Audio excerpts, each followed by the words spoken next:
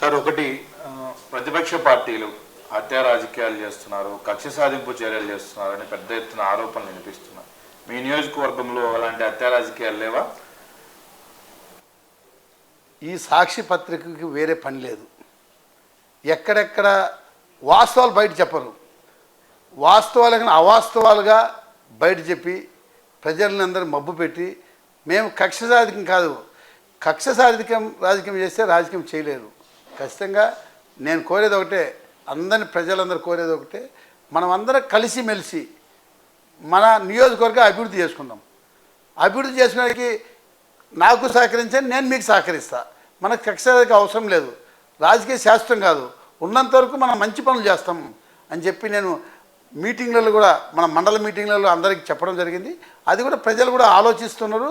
ప్రతిపక్ష నాయకులు కూడా మాకు ఎటువంటి ఇబ్బంది ఏమి ఎక్కడ చేయడం లేదు. ప్రతిపక్ష కార్యకర్తలు కూడా వాళ్ళు కూడా సహకరిస్తున్నారు. అందరూ మేము అభివృద్ధి కార్యక్రమం ముందుకు పోతాం. సార్ మీరు అధికారంలోకి రావడానికి అలివిగానే హామీలు ఇచ్చారు. ఈరోజు అవి నెరవేర్చే ప్రయత్నంలో డబ్బులు లేదు, రాష్ట్ర ఆర్థిక పరిస్థితి చాలా ఘోరంగా ఉందని సాకు చెప్తూ ఉన్నారు అని ఆరోపణలు. అవన్నీ అవాస్తవం. నేను చెప్పాను కదా, డబ్బులు లేవనేది వాస్తవం. దాన్ని మా నాయకుడు ఎక్కడ సంపద చేయాలనో దాన్ని సంపద చేస్తాం. చెప్పినటువంటి హామీలన్నీ ఖచ్చితంగా నెరవేర్చడానికి మా ప్రణాళికతో మేము ముందుకు పోతున్నాం. ఆల్రెడీ చెప్పినాం. ఫస్ట్ ఏంది 5 సంతకాలు చేసినాం, చేసిన ప్రకారం ఇంప్లికేట్ చేసినాం. ఫస్ట్ 7,000 రూపాయలు పింఛన్ 1వ తారీఖు ఇస్తామని చెప్పినాం. 7,000 రూపాయలు పింఛన్ ఇచ్చినాం. అన్నా క్యాంటీన్ పెడతామని చెప్పినాం. రేపు ఆగస్టు 15 అన్నా క్యాంటీన్ పెడతాం. అంటే 1 by 1 చేసుకొని సెట్ చేసుకొని ఖచ్చితంగా చెప్పినటువంటి హామీలన్నీ నెరవేర్చేదానికి ప్రణాళికతో మేము ముందుకు పోతామని చెప్పి మీకు అందరికీ తెలియజేస్తున్నాం. సార్ గత ప్రభుత్వంలో ఇసుకను మట్టిని ఇష్టానుసారంగా దోచుకున్నారని పెద్ద ఎత్తున రాద్ధాంతం చేసిన టీడీపీ నాయకులు ఈరోజు మీరు అధికారంలోకి వచ్చారు. మీ ఆధ్వర్యంలో ఇక్కడ మట్టి మాఫియా జరగట్లేదా సార్? తిప్పిరెడ్డిపల్లి చెరువులో ప్రతిరోజు మట్టి తోలటం మీకు తెలియడం లేదా? ఓకే, మీరు చెప్పే పాయింట్ కరెక్ట్. ఇప్పుడు కొన్ని రూల్స్ ఉంటాయి, కొన్ని రూల్స్ రెగ్యులేషన్స్ ఉంటాయి. ఆ రూల్స్ రెగ్యులేషన్స్ ప్రకారం ఎక్కడైనా పర్మిషన్ తీసుకొని చేసుకోవచ్చు. ఇంతకుముందు నాయకులు పర్మిషన్ వితౌట్ పర్మిషన్ చేసేవాళ్ళు. దానికి మేము అబ్జెక్షన్ చేసాం. ఇప్పుడు పర్మిషన్ తీసుకొని చేసుకొని ఎవరికి ఇబ్బంది ఏం కాదు. పర్మిషన్ ఇవ్వాలంటే అధికారులు ఆలోచిస్తారు, ఎక్కడ ఇవ్వాలా ఎక్కడ ఇవ్వకూడదని ఆ పర్మిషన్. ఇప్పుడు మైదుకూరు నియోజకవర్గంలో ఉంది. మైదుకూరులో మాకు గగ్గి తిప్పు ఉండేది ఇంతకుముందు ఎంతమంది తోలేవాళ్ళు, నైట్ అంటే ట్రిప్పులు తోలేవాళ్ళు.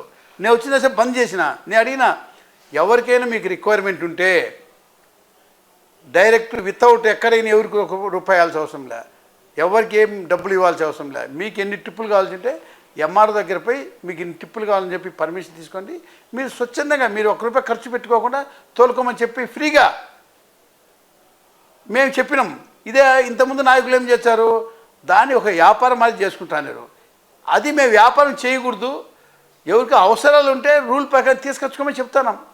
దానికి ఎటువంటి అవసరాలకు ఖచ్చితంగా వాడుకోవాల్సిందే, అవసరం లేకుండా ఉండే కాదు కదా. మీరు ఎంఆర్ఓ పర్మిషన్తో తోలుకోవచ్చు అని చెప్తున్నారు.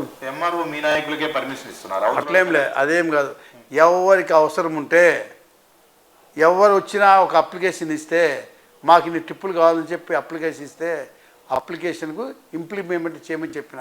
ఇక్కడ పార్టీలకు అతీతంగా, పార్టీలకు సంబంధం లే, ఏ పార్టీ అని పర్వాలే, రిక్వైర్మెంట్ ఉంది.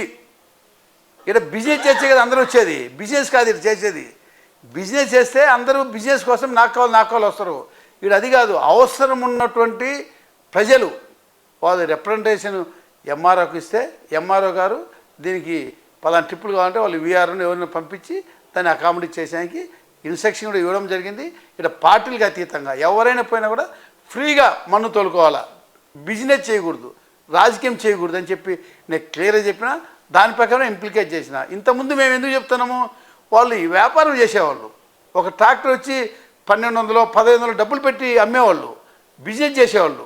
ఒకే వ్యక్తి పెట్టుకోవడము, ఆ వ్యక్తి శాసనసభ్య కనుసంధానంలో ఉండడము, బిజినెస్ చేసుకుంటాను. కాబట్టి మేము అప్పుడు చెప్పిన బిజినెస్ చేయకూడదని చెప్పి మేము చేసింది వాస్తవమే. మేము అటువంటి పరిస్థితి చేయకుండా ఎవరికి కావాలనో వాళ్ళను స్వచ్ఛందంగా తీసుకొచ్చుకోమని చెప్తున్నాం.